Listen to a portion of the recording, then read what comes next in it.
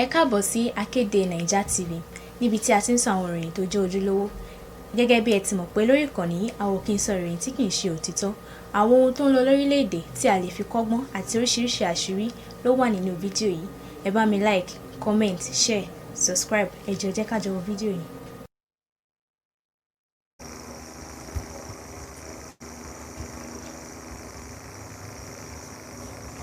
Ẹ ǹlẹ́ alára ò ìjọ̀sá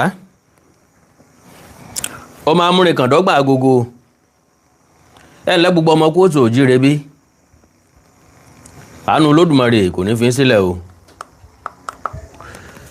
wàhálà àti ìdààmú kéré ó tóbi kò ní jẹ́ ìpín wa láṣẹ Èdùmàrè mú kí n pẹ́ kúṣẹ́ kú àtàárọ̀ ilé ọ̀dà òde òdùn bí àjíǹde àárọ̀ mọ̀ jẹ́ fún gbogbo wa Yorùbá náà lọ́lọ́ tí wọ́n bọ̀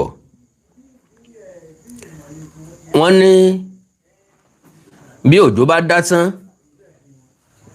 tòótọ́ abẹ́ igi kì í dábọ̀rọ̀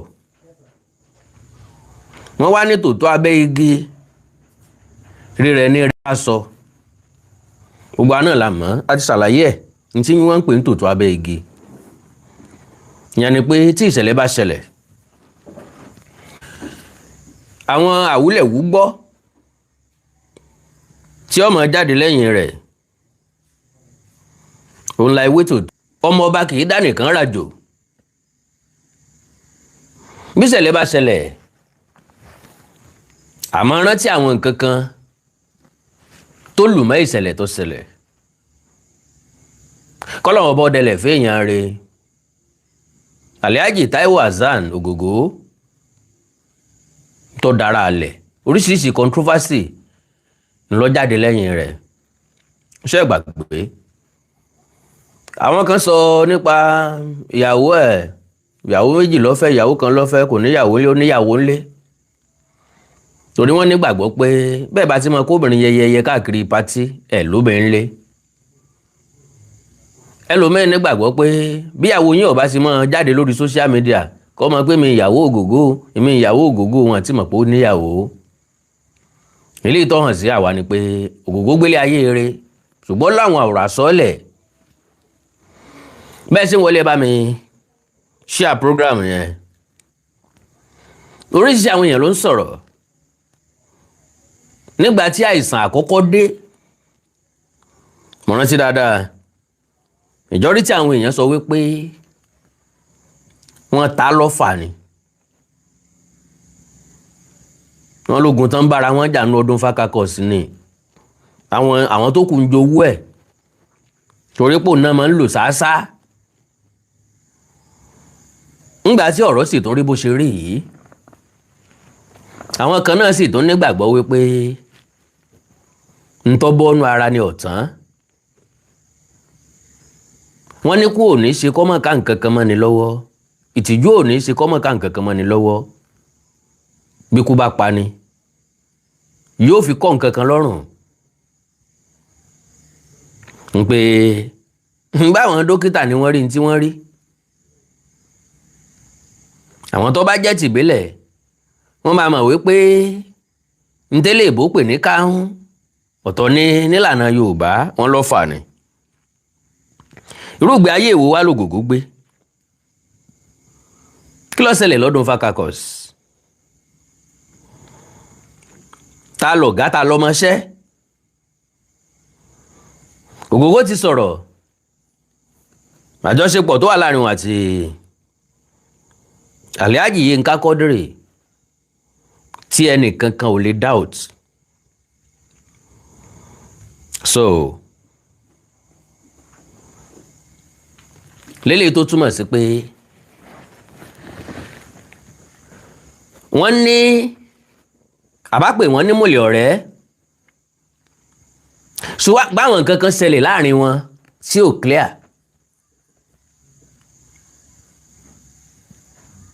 gẹ́gẹ́ bí ọ̀rọ̀ olóyè gẹ́gẹ́ bí ọ̀rọ̀ olóògbé Gbénga Adébóyè kú pẹ̀lú àwọn nǹkan kan àwọn àṣírí kan ń bẹ tó Gbénga Adébóyè àbẹ̀fẹ́fẹ́ tú ńgbà tó wà lórí àìsàn gbólóhùn tí ń sọ ńgbà náà ni pé tára mi bá yá ikú ọ̀dọ́jọ́ kò dóṣù ní bàbá wa ti parí ọ̀rọ̀ tá a sọ kàn-ín àmọ́ oúnjẹ tá a jẹ kàn-ín àmọ́ ń tá a ṣe kàn-ín àmọ́ gbogbo tọ́wọ́ rẹ bá ti bà ṣé bí ìgbà tó ní ṣèmí ìmọ̀ ni brọ́dà mi sísítà mi má fi ìgbàlà rẹ dọ̀la o má fi nǹkan kan dọ̀la ẹ̀ ń bá ní property kọ́kọ́ wíìlì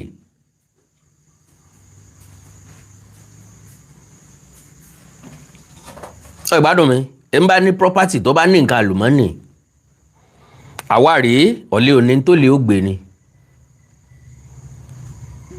ìgbádùn mi ọ̀lẹ́ òṣè kan ni kò ní tó lè ó gbé ṣùgbọ́n bá ní property kó pin lójú ayé ẹ̀ kó pin nígbà tó wà ní ayé.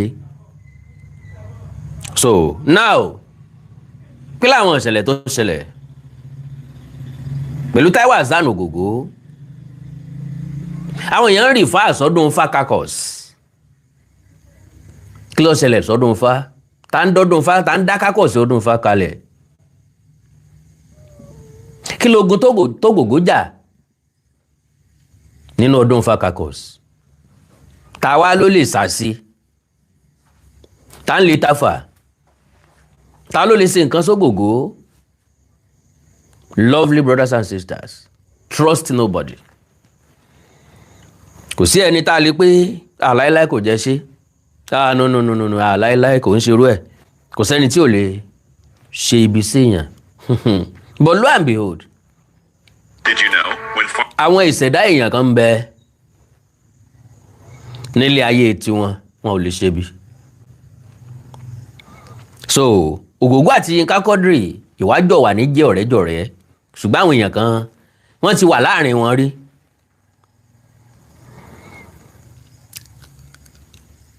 Yorùbá káre o Kennedy tí mo fi pé Yorùbá káre àwọn bàbá wa gbọ́n púpọ̀ wọ́n ní ọ̀rẹ́ ọ̀gbẹ́lẹ̀ta eléjì lọ̀rẹ́ gbà adéáfúnṣó oróyè ọmọ àṣàwòroko. Now ṣé láti ilẹ̀ làwọn méjèèjì ti pàdé wọ́n ti mọ́ra látọdún gbọ̀n èyí lọ́gà tiẹ̀ lọ́tọ̀ èyí lọ́gà tiẹ̀ lọ́tọ̀ tàbí ká sọ wípé èyí níbi tó ti ń bá wọn tán ti jọ ń ṣeré èyí níbi tó ti tán ti jọ ń ṣeré àwọn nǹkan kan ló súnmọ́ kejì táwọn méjèèjì tí wọ́n fi jọ ń ṣe tó fi di pé wọ́n ń wára wọn gbé ládùúgbò kan náà. According to Taiwo Hassan Ogogo Èbúté Mẹ́ta lòun ń gbé ìyàwó tí Alhaji Yinka Quadri ń fẹ́ ń lòun gbé l'Èbúté Mẹ́ta bí Yinka Quadri bá ti wáyàwó ẹ̀ wá lòun àtògògó mọ́ ẹ̀ máa sáré sáà ni. ńgbà táwọn dá ọdún fakakọ̀ sílẹ̀ Alade Aromire was there Àrọ́sán Pẹ̀fú Ẹ̀lẹ̀ was there ó dàbí ẹni pé lálùdé náà mẹ́mbẹ́ Yinka Quadri nìkan ni ò sí mbẹ̀ torí pé àwọn tèbúté mẹ́ta ni wọ́n jọ ń dámọ̀ràn láàrin ara wọn ẹ̀já dá ọdún fakakọ̀ ẹ̀já kóra wájọ ká dá kakọ̀sì kan lẹ̀ ibi tátìjọ́ mọ̀ ṣàjọṣepọ̀ wọ́n dẹ̀ ní àìdíà tó dáa ni nígbà tí ó tóbi jọ́ mélòó kan wọ́n ti gbé yẹ̀wò ló wá di pé bàbá wa dá kalẹ̀ á ní ìdí ẹnìkan tí ó mọ̀ darí wa according to Ogogo Alade Aromire gangan ló mention ló initiate bí ẹja dá kakọ̀ sílẹ̀ ok a máa ní ìdí olóyè ẹgbẹ́ o àti ní ìdí olóyè ẹgbẹ́ ṣùgbọ́n a ní ìdí ẹnìkan tí ó mọ̀ lead wa àtẹnìkan tí ó dàbí organizing secretary ó ní a máa alákápò àti ní ìdí akápò owó kí là ń dá bàbá ti fẹ́ ṣe nǹkan ká má dáwó bàbá ti fẹ́ ṣe nǹkan ká dáwó sọ́wọ́ ẹnìkan kó mọ̀ ó dàtà ní ká mú lólórí. Ogogo ló ń suggest Alhaji Yinka Quadri ẹ jẹ́ kí Yinka ó lead wa ṣe ibi eré rùpẹ̀ láti mọmọ tí ó jọba ẹ̀bùn ọ̀tọ̀, leadership quality ọ̀tọ̀.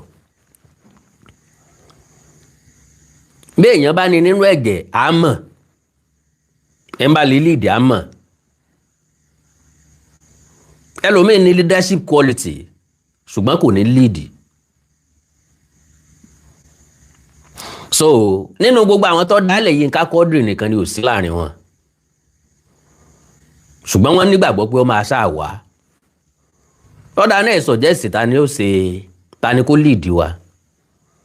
Ogogo ní Yínká ni ẹjẹ́ ó lead o. ńbẹ̀ lẹ́nìkan ti sọ̀rọ̀ pé kí ló dé tó máa mention orúkọ Yínká. bẹ́ẹ̀ mi tó ń ṣe gbé ni, torí pé ó mọ̀ wípé ó ní quality láti ṣe, òun mọ̀ pé right choice ni, but ẹlòmíì náà lè suggest láàrin ẹ̀yin tó kù, ẹ pick ẹlòmíì. bó ṣe sọ bẹ́ẹ̀ èèyàn méjì support, ó kéèyàn méjì ńlẹ̀. so at the end of the day Yínká Quadri náà ni wọ́n fi ṣe. àwọn tí wọ́n ń béèrè àníyàn lọ, màá láǹfààní àti play àwọn fídíò kan. àwọn tí wọ́n ń béèrè àníyàn lọ, Yínká Quadri náà ló wá suggest ẹjá máa rotate kínní yìí. àwọn èèyàn kan ń bẹ wọn wà selfish. look at Yínká Quadri dáadáa, ó mọ̀ wípé leader ni. ó múlẹ̀ ayé bẹ́ntí, Ogogo múlẹ̀ ayé bẹ́ntí, ńlọ́jẹ́ kan pẹ́ fúnra wọn, wọ́n jọ ní àgbàmọ́ra fúnra wọn. ìmọ̀lẹ̀ ọ̀rẹ́ látọ̀run wá ni wọ́n, torí wọ́n òye ọ̀rọ̀ wọn yíra wọn dáadáa. ní tí wọ́n ń pè ní friendship ní kí Táyé ó mọ capacity Kẹ́hìndé, kí Kẹ́hìndé ó mọ capacity Táíwò. ṣùgbọ́n kán béèrè ọ̀rẹ́ rẹ lọ́wọ́ ẹ pé ó yẹ kó lè ṣe kí ní mo mí o so yóò lè, ó yẹ kéèyàn ó lè gbẹ̀rí èèyàn jẹ́, kẹ́dà ó lè vouch fún ọ̀rẹ́ fún ẹ̀dá ẹgbẹ́. so Yínká Quadri mú suggestion wá, èèyàn ń rotate láàrin ara wa. now okay, kán tiẹ̀ tó pick Yínká Quadri, ẹni tó sọ̀rọ̀ yẹn wá sọ wípé òun ò lè gbà kẹ́ni tí ò mọ nǹkan ṣe tó òun kó máa lead òun o. Ogogo lòun wá sọ fún òun tán pé ó ń gbéraga ni ọ́, ó sì mọ nǹkan kan ṣe. at the end of the day Yínká náà ló padà ok kàn jẹ́ káwọn máa rotate ẹ̀. Ogogo náà ló tún takò ọ̀gbẹ́ni ìwọ la píìkì, ìwọ lọ́mọ ẹ̀sọ́ lórí wa, níbi tó ti ń bọ̀ tó lẹ́ máa rotate ń bẹ̀ nù, àwọn ò rotate ń bí, ìwọ ni kó máa lead wa. that is ọ̀rẹ́ bí ọmọ ìyá. my question, ta ni lọ́dún náà lọ́hùn-ún ló takò Yínká Quadri nínú àwọn tán jọ wá ń bẹ̀? ta ni lọ́dún náà lọ́hùn-ún ló nígbàgbọ́ wípé òun dájú Yínká Quadri lọ? lọ́nà wo? kí ni tẹ́ni yẹn rò pé òun máa ṣe ju Yínká Quadri lọ? torí no how any day anytime tẹ́ ẹ bá fẹ́ sọ̀rọ̀ nípa actor ní Nollywood, sorry o, ẹ foríjì mi tó bá dàbí ìgbéraga, ẹ dárúkọ Yínká Quadri. sọ fún mi part tí ò lè play, tí Yínká Quadri ò ní play perfectly, kò sí. ẹ má jẹ́ ń gbà kó yín. mo rí àwọn gbólóhùn yẹn, ó rè mí yeye, ó mú fún mi, ni mo wò wípé ọ̀rọ̀ ń bẹ ń bẹ, ẹ já gbé ọ̀rọ̀ tí ń bẹ ń bẹ yẹ̀ wò.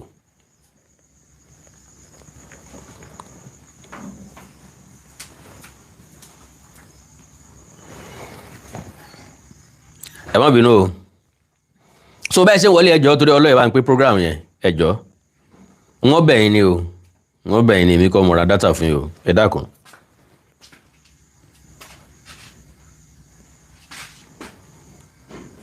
ẹ dákun ìṣẹ́jú kan ẹ bá ń pín program yẹn ẹ bá mi share ẹ.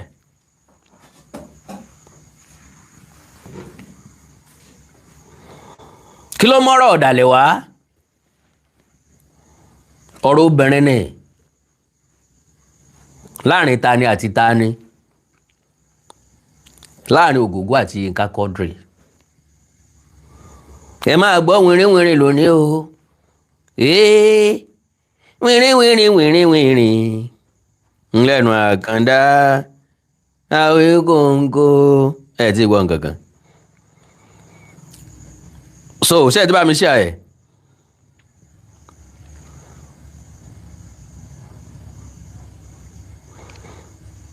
ẹ má bínú ẹ má bínú.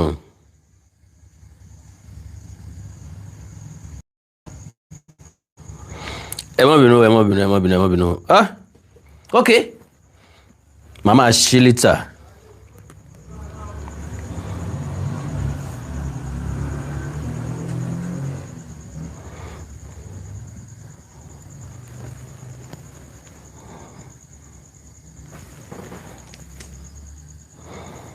So now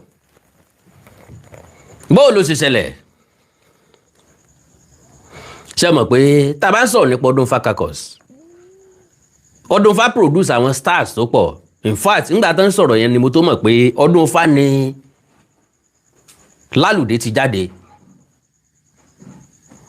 ni mo tó mọ̀ pé Ọdúnfà náà ni lórúkọ ẹ̀ olóògbé Àlàdé Arómiré ti jáde àmọ́ àwọn míì so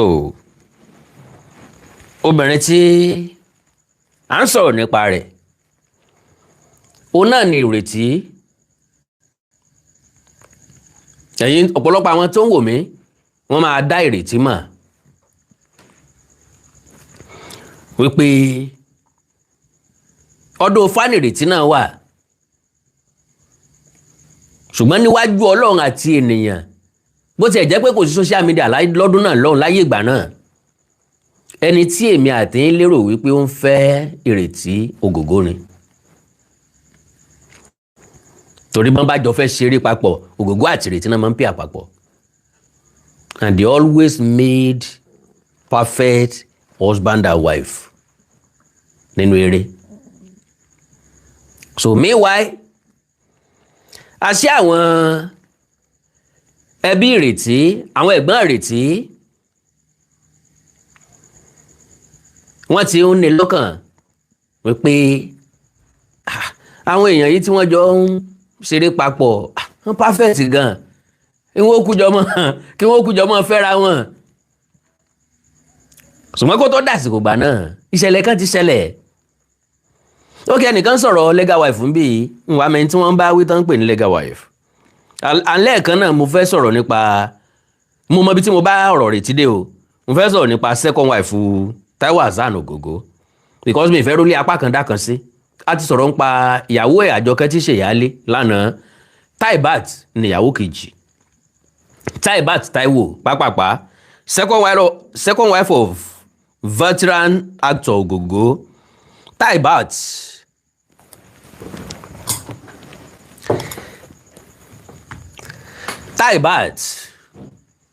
Taiwo is known to the Nigerian public primarily through a marriage to veteran Yoruba actor Taiwo Hassan, popularly known as Ogogo. Unlike her husband, gẹ́gẹ́ bí tàkọ́kọ́, àwọn méjèèjì wọn ò gbéra wọn sí public. Unlike her husband, who has spent decades in the public eye through his work in Yoruba language cinema, Taibat has largely maintained a relatively private life. Her public profile has therefore been shaped more by her family life than by an independent career in entertainment. Married to Hassan, Taiwo Hassan is one of the recognized veterans of the Yoruba film industry. He began acting in the early 1980s and went on to establish himself as one of the Nollywood familiar faces. Taibat became his second wife after he is married to Àjọkẹ́ Taiwo, who is also known publicly as Ìyá Jésù.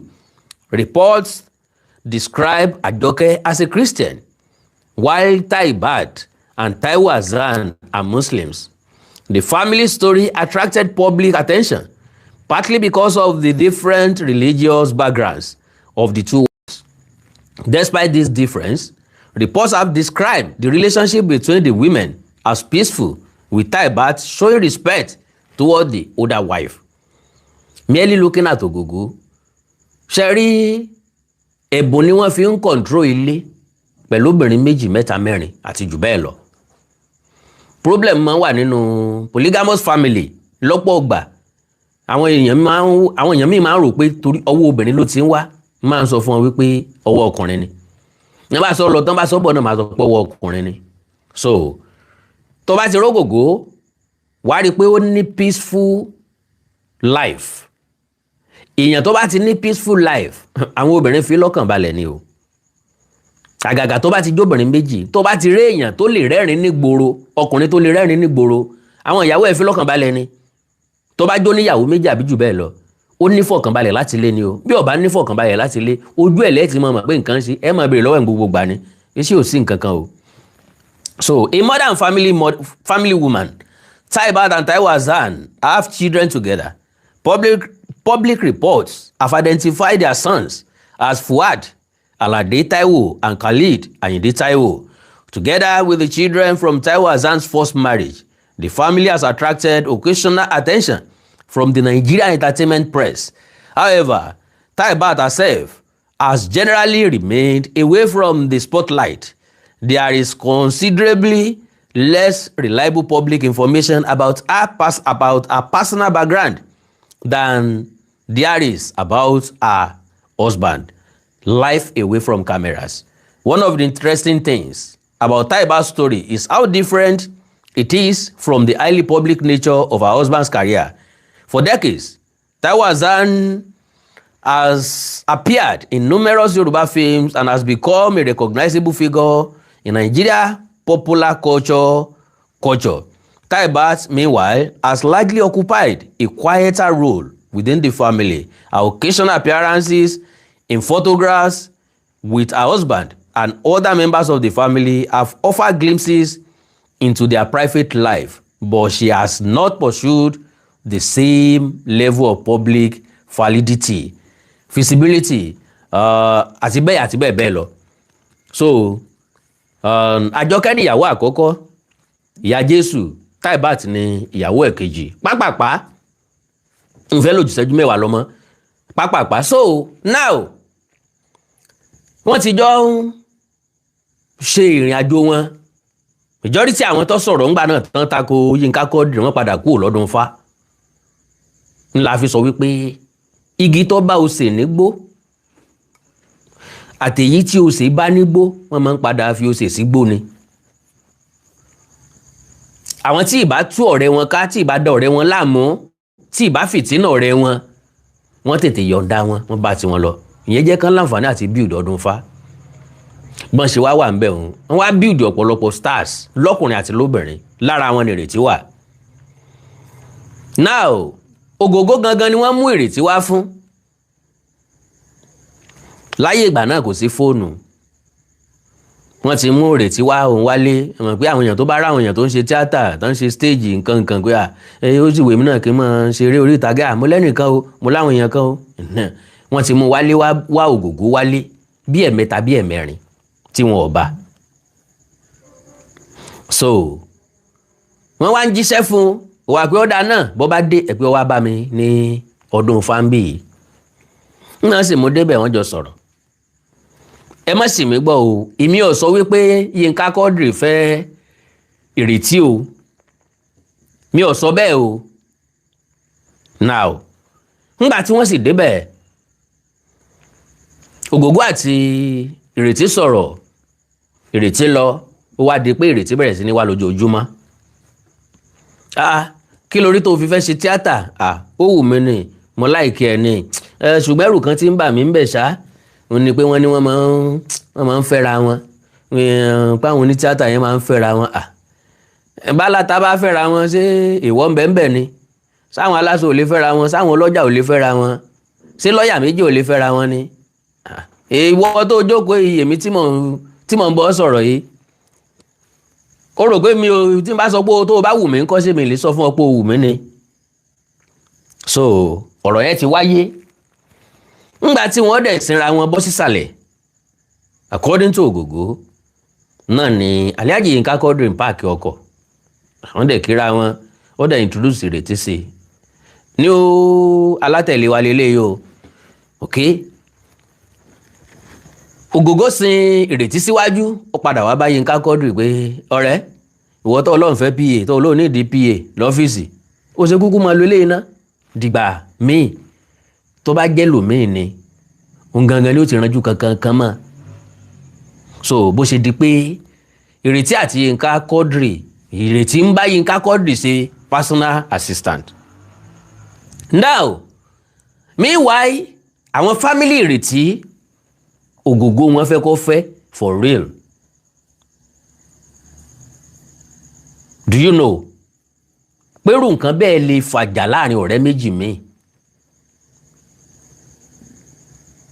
Mo cherish friendship àwọn méjèèjì ló mú mi mú topic yẹn wá ló mú mi mọ́rọ̀ yẹn wá. Now àwọn ẹ̀gbọ́n Ìrètí wọ́n mind kí Ìrètí ó má bá Yinka Quadri ṣe mọ́ so wọ́n wá bá Ogogo pé kí lẹ̀ ń ṣe ẹ fẹ́ Ìrètí náà wọ́n á ní irọ́ o eré táwọn ń ṣe àwọn ń ṣeré ń tiwọn ní iṣẹ́ làwọn ń ṣe yẹn èkó mọ́rọ̀ fífẹ́ wà ewu kí wá ló bá dé ń bẹ̀ sọ́lọ́pàá mú yàn sí ni ńgbà ìsìnkú àwọn ti fọmọ fún yàn kan tẹ́lẹ̀tẹ́lẹ̀ ẹ ń bá jẹ́ Yorùbá ti mọ̀túmọ̀ nǹkan tí wọ́n ń sọ àwọn ò tí ì fọmọ fẹ́ nìkan kan o irọ́ aburú ń bi tẹ́ẹ̀ ti gbọ́dọ̀ fẹ́ sòpò possible mọ́ àmì wáyé ọkàn Ogogo ò sí ń bẹ̀ rárá n tí Ogogo rò lọ́kàn ni pé ẹṣin kì í jẹ koríko abẹ́ ọ̀dọ̀ ń lọ́wọ́ tó ti wá kọ́ṣẹ́ ẹ̀tọ́ nǹkan ni yóò tún máa fẹ́ because ó wá kọ́ṣẹ́ lọ́dọ̀ ẹ̀ géńdé Ọlọ́run ni arẹwà obìnrin ni yóò dùn ó lé lọ́rùn ni o so now bó bá jẹ́ bòmíì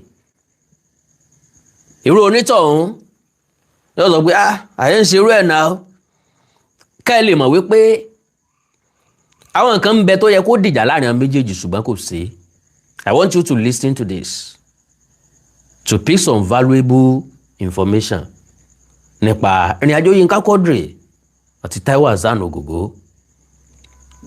Ogogo ti lọ Yinka Quadri ń bẹ òun ó dàgbà yóò dògbó ikú ìpẹta lójú ràn kò sí tí ó ṣe tí ó sẹ̀mí ẹ̀ but wọ́n ti share ọ̀pọ̀lọpọ̀ nǹkan tó jẹ́ pé ń bí ìfọ̀rọ̀wérọ̀ làwọn nǹkan yẹn ti jẹ jáde ṣé wọ́n pé interview mi máa ń wà tó jẹ́ pé èèyàn ti lè ṣe ẹgbẹ̀lẹ́gbẹ̀ interview bọ̀ ibẹ̀ yẹn lèyìn ó ti sọ̀rọ̀ gidi ó máa ń ní inspiration tí máa ń gbé wá ó máa ń ní tí máa ń push ẹni yẹn láti wò pé ok ní tí mo ti ń keep láti ẹjọ́ let me just say it.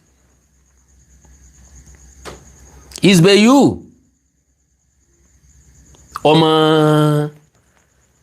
Kamarudin àbí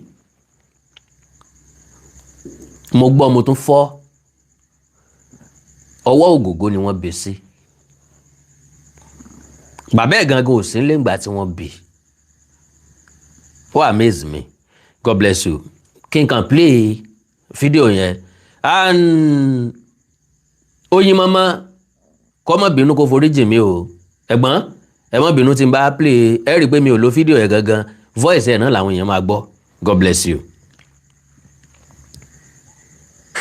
lọ́jọ́ tí ọ̀rọ̀ kákọ̀sí máa wáyé àwọn àlọ́dún fa èmi Aládé Arómirẹ́ Razak Ajáò Abíọ́dún Ọlánrewájú Fatai Lálùdé ẹ̀rọ nǹkan tó kà yẹn bẹ́ẹ̀ èmi Razak Ajáò mú ìdúró ẹ̀fúrẹ́lẹ̀ àti Fatai Lálùdé márùn ẹni tó mú ẹ̀gẹ́ àjáde ní Aládé Arómirẹ́ pé ìlú ní ká lè fọ́ọ̀mù kákọ́ọ̀sì náà ká tẹjọ́ ká mọ̀ pé àwa ìyàwó táwọn ọmọdé máa bára wa ṣe táwọn ọmọ ṣe wọn kọ́ ni.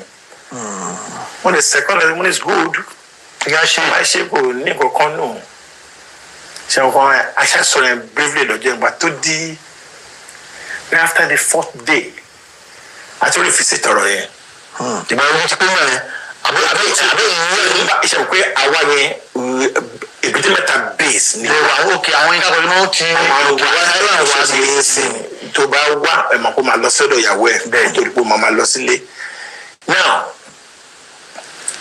aládé máa wá kò sọgbọ́n tó bá sì jí náà lọ́jọ́ báyìí ó máa dọ́dọ̀ wá ṣáà ni lọ́jọ́ tá ìgbà tó lọ́jọ́ kẹta àbíjọ́ kẹrin yẹn àwa same set of people tá a kọjọ sọ̀rọ̀ yẹn náà látún ríra wa.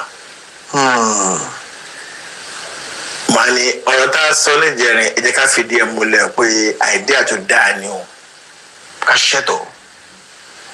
ẹnìkan wá sọ̀rọ̀ kan mi ní dárúkọ ó ní ta ló máa wá jẹ olórí pé àlẹ́ àgbọ́dọ̀ ní olórí ká ní akọ̀wé akápò ká dẹ̀ ní akápò àbẹ́ ọkọ̀ mu ní ẹgbàgbé ń pa akápò a lè ní financial secretary ẹ̀yọ́ akọ̀wé owó bóyá fẹ́ ṣe kankan àdáwójọ àdẹ̀nàfiṣe ń ta fẹ́ fi ṣe owó ò ní wà lápò anybody for now ìyẹn ni tí abatilówó wà lápò àti sọ ní ẹ̀dí treasurer ni wà ní ẹ̀dí treasurer rárá yìí níwájú ọlọ́ọ̀bá àti èèyàn first minute second meeting and Yinka wasn't there Yinka kò lè sí níbẹ̀ èmi lèmi raise point ẹ jẹ́ ká mọ Yinka kó ṣe leader wa kó máa lédi ọ̀dọ̀ fanisho. kí ẹ tó wá lè dárúkọ Yinka kò lè wọ́n sọ wọ́n kí ni ohun tẹ́ ẹ rí àmúyẹ̀wò lè rí. ṣe bẹ́ẹ̀ mọ̀ ẹ́ pé àtijọ́ ń bára wa rìn bọ̀ bẹ́ẹ̀ ni right omi la tẹ̀ka tó tẹ̀yàn rìn bẹ́ẹ̀ ni mi ò múra zaka jà o tẹjọ kọ́kọ́ sọ àwọn ọ̀rọ̀ náà tàjọ wà ní èbúté mẹ́ta mo mú láòdì mo dẹ̀ mú ìdínà àròmì rẹ̀ ṣẹ́rí èmi máa ń ro àwọn àròjinlẹ̀ tí n bá ní mo mú ìdínà àròmì rẹ̀ owó ọ̀tẹ̀ mo wá tí mo ṣe fẹ́ mo ṣe ń jọdún pé òun ló initiate mo ò dé sọ pé ẹ jẹ́ kí n ṣe leader. It's not even political. It doesn't speak. Faramile. But in absence, èèyàn lè dìbò fún yàn náà. Mo ṣe dárúkọ ẹ. Ẹni yìí máa dáhùn pé wáyà tó yẹ jẹ́ pé Yinka. ìnáwó bẹ̀rẹ̀ wọ́n wáyà. Ni mo suggest. Ẹlòmíì náà lè suggest okò ẹlòmíì o. Èmi kàn ìhun tèmi rò lèmi sọ yẹn. Ẹnìkan faramọ́ ẹnìkan tuntun faramọ́. Wọ́n kò sọ̀rọ̀ èèyàn méjì. Mo ní kí o ló fa ọ̀rọ̀ tó bẹ̀rẹ̀ yẹn. Ó lẹ́jọ́ ìbá mọ nǹkan ṣe tó wọn ò lè gbà kó léèdì wọn. Àmọ́ ní ìgbéraga ní ìtòsí. tí ò bá mọ nǹkan ṣe tó òun. Òun ò lè jẹ́ kó léèdì òun. Mo ní then you know nothing. O mo náà dá. tó o ti ń ra rẹ. Mo ní Ọlọ́run lọ́ba tó nímọ̀ jù. tó mọ gbogbo ẹ̀ tán. Mo ní Ọlọ́run ṣe àpẹẹrẹ fún ànábẹ́ Ọlọ́run ọba kan tó ń sọ pé òun nímọ̀. Mo ní Ọlọ́run wá ní pé kí ẹyẹ kó lọ gbé ẹmọ the seed ó tún kéré sọ́ka bàbà seed ẹ̀ bákà máa ń jẹ ẹmọ gbé kéré tó títí bí òkúta báyìí Ọlọ́run wá ó fún ní ojú ó ní kó wo ẹyẹ yẹn ó wo ẹyẹ báyìí tí ẹni yẹn ju ọkà bàbà yẹn sínú omi òkun ó ní ìmọ̀ tí gbogbo ayé ní pátápátápátá àtẹranko àtẹyẹ àtẹyàn kò jù báwọn. ó ní kò ju ọkà bàbà yẹn omi yẹn òun fomi yẹn rọ́pò òun ìmọ̀ tí tó wọn Ọlọ́run bá fún gbogbo yín pé kò tó kọ̀ọ̀kan ní ìtọ́ àlọ́ yìí tàbí ẹ̀. ọ̀rọ̀ yẹn fẹ́ mú ìkùnsínú ó dá wàhálà lẹ̀ náà ti kún sínú rẹ̀ lórun but Ọlọ́run bá a yín. alájò sílẹ̀ Yinka kò lè tẹ̀ sílẹ̀ báyìí. Korean kiri bó ṣe ń lè dùn àlọ́ nìyẹn. wọ́n sì padà fọwọ́ sí pé ètò ògùn mú kalẹ̀ yìí náà là á tẹ̀lé. bá a ṣe tẹ̀lé nìyẹn. Allah. The worst part of it ni pé àwọn tí wọ́n takò orúkọ yẹn wọ́n bá wa dúró pẹ̀lú ọ̀dọ̀ fakakos. wọ́n bí wọn ni. Yes. látàrí pé ẹni ẹ̀ báyìí nìkan ká lò. wọ́n bínú lọ́ǹtì wọn ẹlòmínà lọ́ọ́ dá tiẹ̀ sílẹ̀ ọlọ́ọ̀bà bínú yín ò sọ pé ká má jọ ṣọ̀rẹ́ àjọ ń ṣe ọ̀rẹ́ wa lọ tí n bá ń fẹ́ràn èèyàn bí Olódùmarè ló ń rí ìfẹ́ ló ń ṣe mo dẹ̀ rí pé ẹni tó deserve ẹ̀ ni ṣàṣe kì í ṣe gbogbo èèyàn tẹ́lẹ̀ rí ló ní quality leadership náà wàláì tọ́rọ̀ bá ṣẹlẹ̀ tó bá máa gbé ọ̀rọ̀ ó máa tọ ọ̀rọ̀ yẹn bó ṣe yẹ kó lọ gbogbo that's nǹkan tó wá sínú brain mi ní time yẹn pé this guy can lead us. This ló wà láàrin wa lọ́jọ́ àgbéni à ń ṣẹgbẹ́ àwọn ládùn à ń ṣẹgbẹ́ àwọn ẹ̀yìn àwọn àbúrò wa náà jẹ́ clothing abbey. Aromire tó wá kéré sáwọn yẹn ègé wọn tó kéré sí wọn.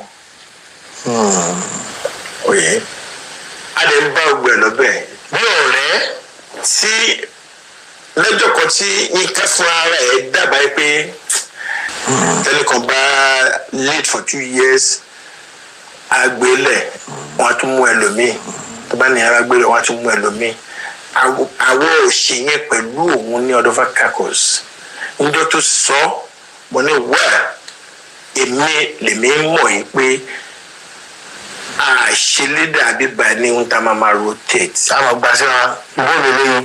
tó bá ṣe pé èmi ni mo kúrò nínú Ọ̀dọ́fà caucus dé ní Ọ̀dọ́fà caucus will remain. Ọlọ́run ti dá Ọ̀dọ́fà ó ti dá Ọ̀dọ́fà. So you are still the leader. Wọn náà ló máa lead wa nìṣó. Saki Kamaru, that's Kamaldeen Adébáyọ̀. Baba Isbeyu, kọ́lọ̀ Balanjulo. Aláàmà ọmọ ṣẹ́ mi. dáadáa ni. Wow. Ọmọ tí mo yẹ mọ̀ pé tí wọ́n bá stubborn tó bá tún lọ́mọ kan náà tó stubborn bíi tiẹ̀ ó máa kọ́ ọmọ yẹn jẹ. Bàbá yẹn stubborn. Ó dàbí àwọn ọmọ ó dàbí àwọn ọmọ sorry bàbá má lọ bẹ̀. Ó dàbí àwọn tó ń mugbó tí a mugbó méjì báyìí náà mẹ́ta àwọn wọn ló máa le jù. Wọ́n á gbọ́ ara wọn dáadáa. Ó bá wá tára bí àdìgbọ́n tó wọ̀n.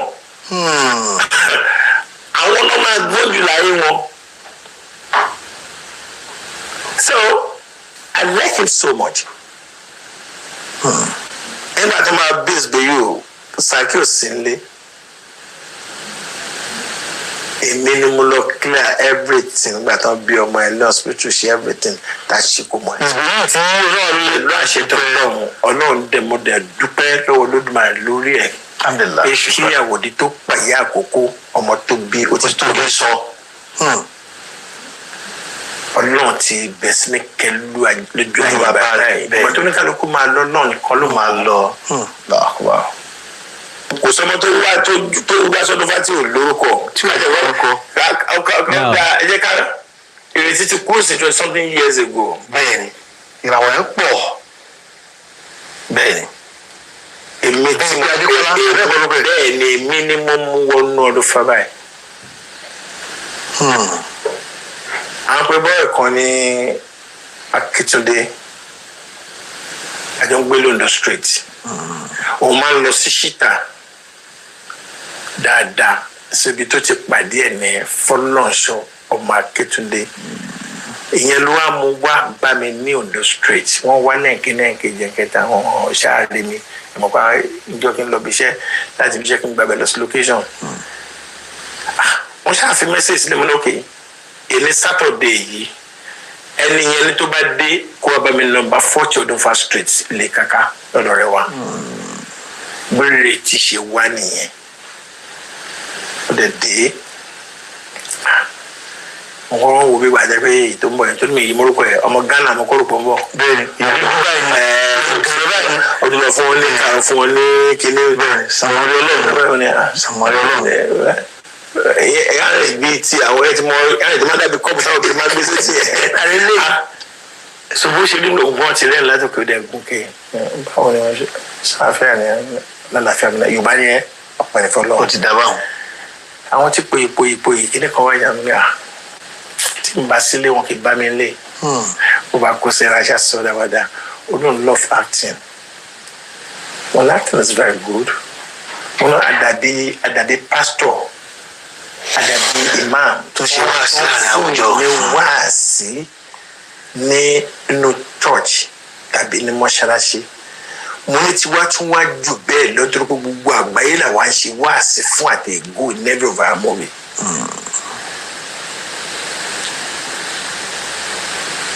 You are welcome. Jọ́kejì ó ti wá bẹ̀sẹ̀ ní wá jọ́kejì wá jọ́kẹta jọ́kẹrin gbàtí wàá di jọ́karùn-ún sọ̀rọ̀ kan ní ẹ̀rọ kan tó kàn máa ń bá wọn nípa máa ń sọ pé àwọn artist wọn máa ń fẹ́ra wọn mo ní kí ló bá nínú pé artist fẹ́ra wọn ìjọba bínú mo ní èèwọ̀ wà ní títí lọ́yà àti lọ́yà bá fẹ́ra wọn àwọn journalist méjì mo ní títí journalist bá fẹ́ra wọn mo ń ṣòwò àgbò ní ara then àwọn oníṣòwò tó wà láàrin ọjà ẹlẹ́rọ máa fẹ́ láta onípalá máa fẹ́ oní tomate mo ní so is that ṣé ẹ̀ṣẹ̀ wà nínú ẹ̀ oní ara mo ní look kí ló fún ẹ ní assurance pé èmi tó jókòó tì náà bóyá mi ní interest nínú ẹ̀ ló bá rẹ́rìn-ín kọ́kọ́ mo ní anyway I'm just cracking báyìí lóbìnrin you understand. So anybody lè rí ẹ nínú ní tíátà kan sọ pé àwọn láìkẹ́ ọ kò mú ègbó dání o kò dẹ̀ mú jà dání wọ̀ fún ìtẹ́lọ́rùn bẹ́ẹ̀ni mi kò lẹ́lẹ̀bẹ̀ nú wàláì ọmọ ìbàdí ẹ̀ that particular day tá à ń sọ̀kalẹ̀ nǹkan park mọ́tò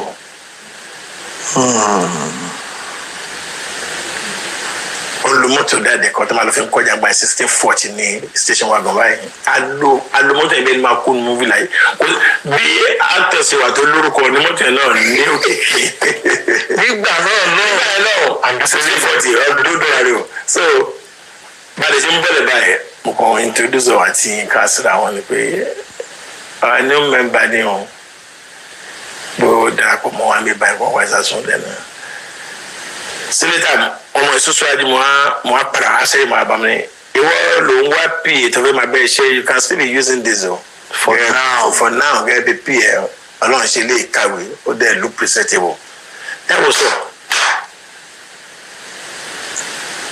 mo fi títóbi alukurian mo fi búra.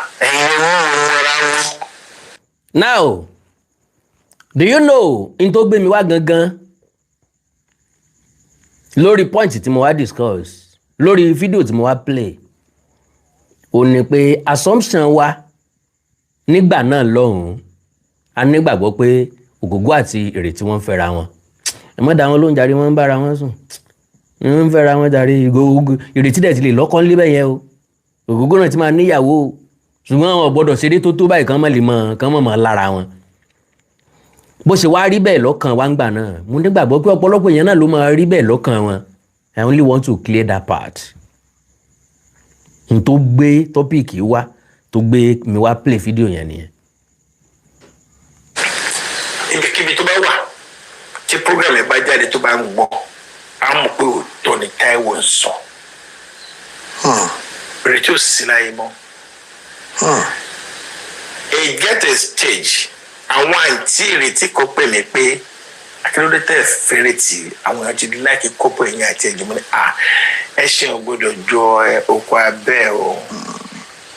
àwọn tí ìwé ilẹ̀ ilé wà ń bẹ̀ ní ìkan lára àǹtí ẹ̀ kan á pè. So that is it. Oyinmọmọ náà sọ pé àwa tí Yorùbá ilẹ̀ wà ń bẹ̀ ni èyí tó wà lórí gbogbo àǹgbà náà nìyẹn including myself bíá Ògògó àti Ìrètí wọ́n ń fẹ́ra wọn jàre kò sí àwọn gbọ́dọ̀ ṣe tó báyìí kan mọ̀ fẹ́ra wọn nǹkan kan ń ṣẹlẹ̀ láàrin wọn meanwhile kò sí ìwọ náà ronú pa oríṣiríṣi èèyàn tó ń fọkàn bá wọn jọ́ọ̀jì meanwhile tó o bá dé background ó rí i pé nǹkan tó fọkàn sí pé ó ń ṣẹlẹ̀ ó ṣẹlẹ̀ ó ti fòbúrẹ́wà mú ọ̀pọ̀lọpọ̀ èèyàn lájẹ́ torí ojú wọn tó le ló fi ń jọ́ọ̀jì wọn pé inú wọn náà le o mọ̀ pé tó bá ṣí inú wọn ó funfun bí ẹ̀gbọ̀n òwú ni torí pé àwọn kan wá ń bóyin sí ọkẹ bí iṣu ègbodò ló fi wá gbé èèyàn dáadáa lélẹ́yìí ó mọ̀ wípé tó bá lọ sínú wọn ọ̀bẹ àdá bíléèdì àáké yúti ńlọkọ bẹ àwọn àkekè josebe paramọ́lẹ̀ mọ́nàmọ́ná jomijòkè àwọn ló kóra wọn jọ sínú ẹ̀ làwọn ọ̀jọ̀gbọ́n fi máa sọ wípé never judge a book by cover. Ìwé yóò lè dùn, kò lè sí nǹkan tó wà important nínú ẹ̀, nǹkan ni èpo ẹ̀yìn ẹ̀ ti fẹ́ jádànù tán yìí, bóyá tó máa change life ẹ̀ níbẹ̀ nù ìwé yẹn. Ní ṣe àlẹ́rọ̀ àbí kí ló gbé ní ẹni àǹsó kí ló ṣẹlẹ̀? Ṣé wọ́n ti fẹ́ nìkan lọ́mọ ni? Ṣé wọ́n ti fẹ́ nìkan lọ́mọ ni? À ń sọ nǹkan tí olùkọ́ possible ní a máa bẹ̀rẹ̀ jà rẹ̀. Àwọn náà dẹ̀rẹ̀ pé mo ti jẹ́ ọmọ kí ló yẹ kí n gbà yẹn? How cold? Kí wọ́n jẹ́ ọ̀rẹ́ mi kó máa fẹ́ nìkan. Kẹ́lẹ̀ kó wá rí advice pé ìyàwó ẹ̀ yẹn pé torí pé àjọ máa ń ṣe nǹkan àfi ìtara wa kí n wá máa fẹ́. Kí ló máa rọ sí mi? Kí ni mo ṣe yẹn? Ọ̀dàlẹ̀. A jẹ́ pé èyí tí ń fẹ́ nìkan nínú ẹgbẹ́ ọ̀rẹ́ dì. Are you getting me? Oye ní èdè sá. Mo kọ bèrè ní. Ẹ̀kọ́ dálẹ́nu. Ọ̀dàlẹ̀ nìyẹn. So ìyẹn mo sọ pé ẹṣin ògbójọ ju kọ abẹ́. N tó bí tọ́pìkì ọ̀dàlẹ̀ nù. So lẹ́nu mi èmi ò sọ fún ọ wípé Yínká Quadri àti Ogogo wọ́n fẹ́ra wọn rí kọ̀ọ̀kan mi. Àánú Olódùmarè ò ní fi wá sílẹ̀ o. Máa sùn láyà Allah, Ọlọ́run Allah, Alhaji Ogogo ọmọ Kúlódò. Àwa ní fọkànbalẹ̀ wípé àlùjánnà onídẹ̀ra ńlọ wà láìsí iyèméjì, torí pé iṣẹ́ wọn ń tọ̀ wọ́n lẹ́yìn níwé mímọ́ Bíbélì wí. Òye yé wa pé bí ó ṣe sọ nínú Kùránì náà nù, ohun tí ẹ̀dá bá ṣe ni yóò máa tọ̀ ẹ̀dá lẹ́yìn. We love you, but unfortunately Ọlọ́run fẹ́ràn ẹ jù wá lọ. Ọlọ́run sọ wípé léè tó gbé pẹ̀lú wa tó wá gbé yòókù lọ́dọ̀ òun, níbi tí ìsinmi wà, níbi tí ò sí làálàá.